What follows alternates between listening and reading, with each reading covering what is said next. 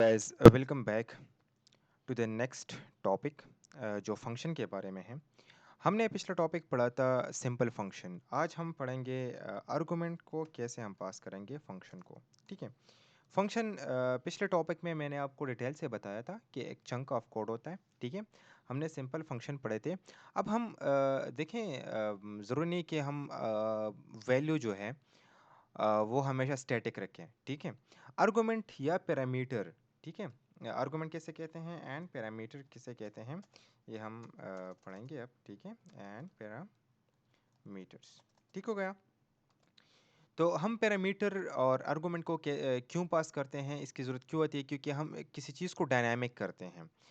मतलब हम अपने हिसाब से वैल्यू देते हैं। लेट्स से मैं एक फंक्शन बनाता हूँ यहाँ पर, फंक्शन ऐड। मैं टू नंबर्स को ऐड कर रहा हूँ यहाँ पर। ठीक है। तो अब टू नंबर्स को ऐड करने के लिए मुझे क्या चाहिए? मैं आता हूँ यहाँ पर। लेट्स से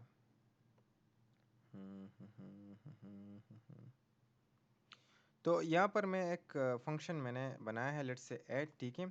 और मैं यहाँ पर कहता हूँ dollar A, let's say 10 and dollar B equals to 20। ठीक है।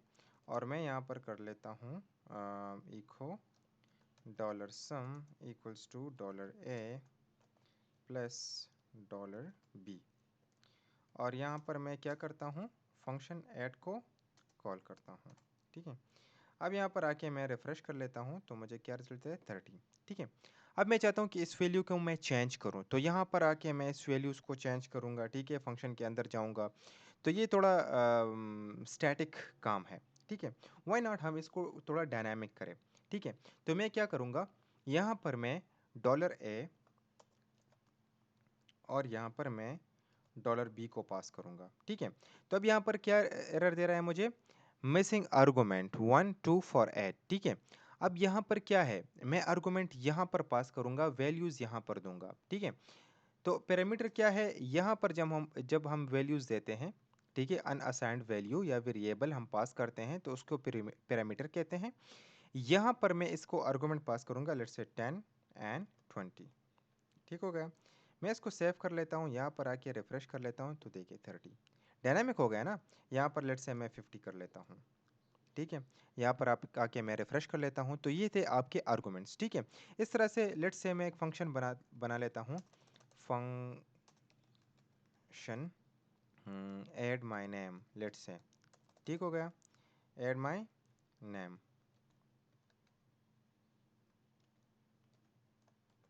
और यहाँ पर मैं डॉलर नेम कर रहा हूँ। ठीक है। और यहाँ पर इको कर लेता हूँ my name is dot dollar name. ठीक हो गया। तो यहाँ पर मैं क्या करूँगा, इको कर लूँगा एक बी आर को, इसके नीचे आऊँगा। ठीक है। और यहाँ पर ऐड माय नेम मैं कॉल करूँगा। ठीक है। ऐड माय नेम मैंने कॉल की, यहाँ पर अब मैं क्या दूंगा, लेट्स से जॉन। ठीक है। और यहाँ पर आके मैं रिफ्रेश कर लेता हूँ, माय नेम इज़ जॉन। ठीक है। डायनामिक हो गया ना। यहाँ पर आके मैं क्या कर लेता हूँ, जॉन। ठीक है।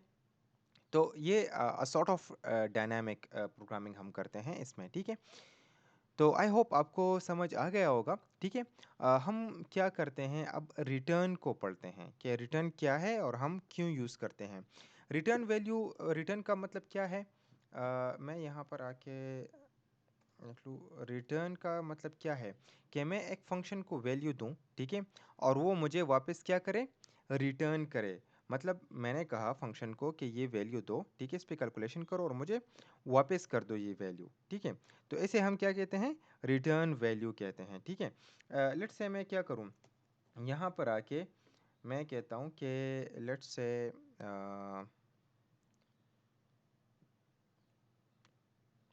डॉलर सम है।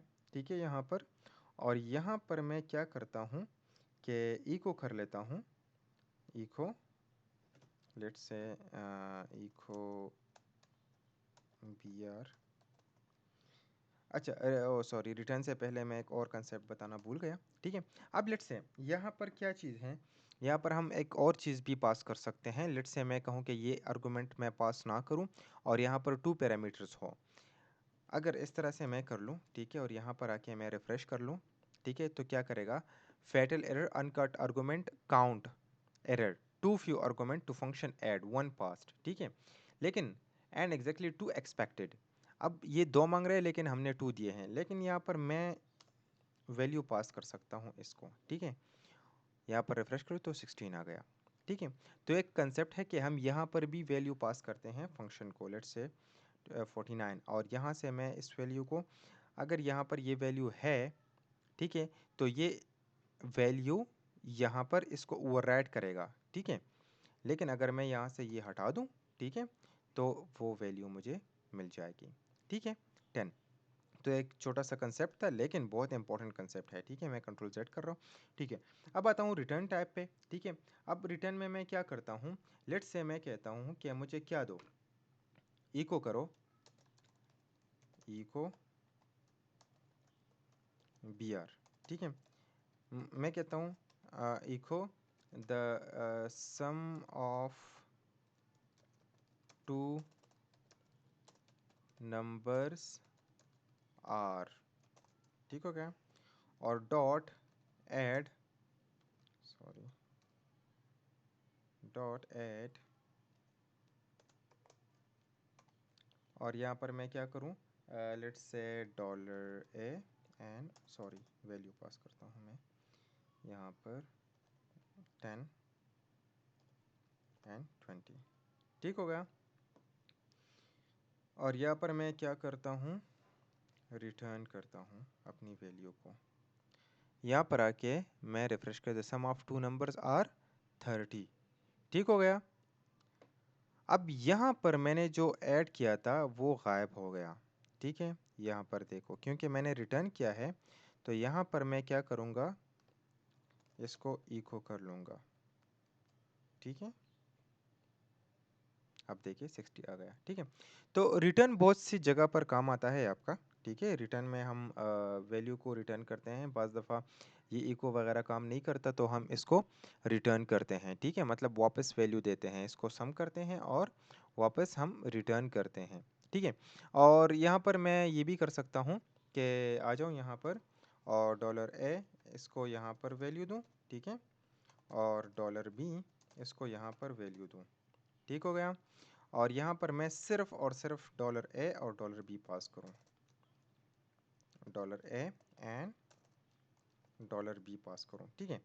अब देखिए यहाँ पर मैंने 5 7 दिया है, यहाँ पर a भी पास हो गया है, तो 5 और 7 आएगा, और यहाँ पर 10 एंड 20। लेट्स चेक इट, ये देखो ये अपनी जगह पर है और ये चेंज हो गया, ठीक हो गया। तो इसमें एक कंसेप्ट आता है, एक है पास बाय वैल्यू और एक है पास बाय रेफरेंस, ठीक हो गया।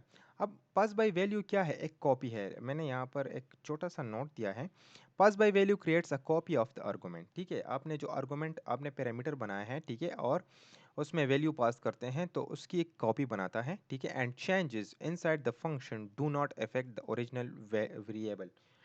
ओरिजिनल वेरिएबल इफेक्ट नहीं होता, जो भी आप इस पे कैलकुलेशन करें, लेकिन जो वैल्यू ओरिजिनल है, लेट्स से यहाँ पर मैंने 5 पास किया, 7 पास किया, ठीक है, और मैं पास बाय वैल्यू करूँ, यहाँ पर कैलकुलेशन करूँ, तो ये इफेक्ट नहीं होगी, ये वही के वही रहेगी, ठीक है। और एक है पास बाय रेफरेंस, आता हूँ pass by reference. Pass by reference passes a reference to the original variable. अब ये एक रेफरेंस या एक पॉइंटर पास कर देता है, and changes inside the function directly affect the original variable. अब अगर मैं यहाँ पर कैलकुलेशन करूँ कुछ, ठीक है, इसमें, तो ये अब और पास बाय रेफरेंस करूँ तो ये चेंज हो जाएगा, ठीक है। आते हैं एग्जाम्पल पे, ठीक है। लेट्स से मैं क्या करता हूँ, ऐड मैंने यहाँ पर बनाया है, ठीक है, और यहाँ पर मैं सम कर रहा हूँ $a प्लस $b, ठीक है। और यहाँ पर मैं इसको फ़िलहाल के लिए यहाँ पर मैं कमेंट कर लूँ, ठीक हो गया। और यहाँ पर आके लेट्स से मैं कहूँ कि फंक्शन पास बाय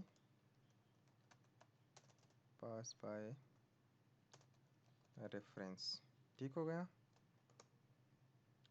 और यहाँ पर मैं आके इसको dollar sum equals to dollar A plus dollar B कर लूँ, ठीक हो गया। और यहाँ पर आके मैं इसको कॉपी कर लूँ, कॉपी, और यहाँ पर इसको पेस्ट कर लूँ और ये चीज़ें ख़त्म कर लूँ फ़िलहाल के लिए, मुझे इसकी ज़रूरत नहीं है।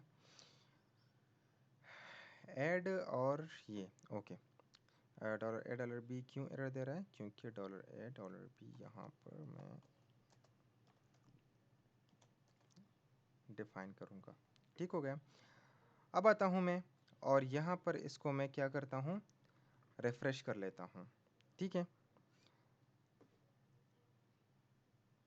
तो देखें कोई वैल्यू नहीं है, इको इको, अच्छा यहाँ पर इसको मैं रिटर्न एंड रिटर्न, मैं इसको रिटर्न कर देता हूँ यहाँ पर 12 एंड 30। अब 12 एंड 30, अच्छा सॉरी, मैं इसको भी यहाँ पर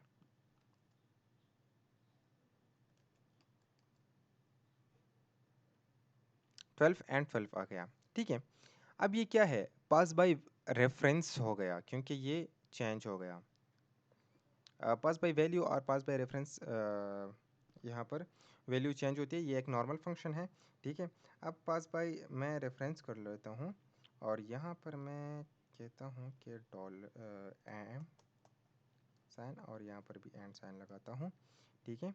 और यहाँ पर आके मैं रिफ़्रेश कर लेता हूँ तो ये भी ओरिजिनल वैल्यू है, क्यों, क्योंकि मैंने यहाँ पर कैलकुलेशन गलत की है, एग्जांपल मैंने गलत ली है, ठीक है।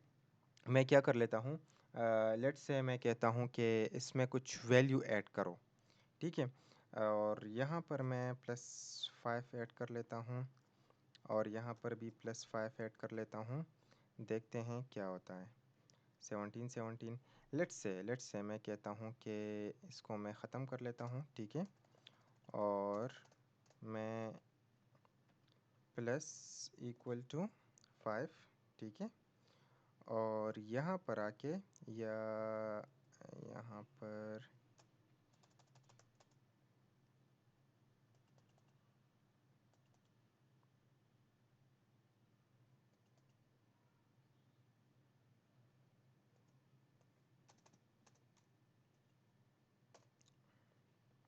मैं इसको रिफ़्रेश कर लेता हूँ, ठीक है। और यहाँ पर आके मैं देख लेता हूँ 12 आ गया, ठीक है, क्योंकि यहाँ पर मैंने ये गलत किया है, ये नहीं होना चाहिए। और यहाँ पर भी मैं पास कर लेता हूँ ये सिर्फ और सिर्फ डॉलर ए, यहाँ पर मैं रिफ़्रेश कर लेता हूँ इसको और यहाँ पर 12 आ गया, ठीक हो गया। अब यहाँ पर मैं क्या कर लेता हूँ, मैं इस रिटर्न को हटा लेता हूँ, ठीक है। और यहाँ पर मैं सिर्फ ऐड लगाता हूँ और यहाँ पर मैं लिखता हूँ कि मुझे इको करो डॉलर ए, डॉलर ए, ठीक हो गया।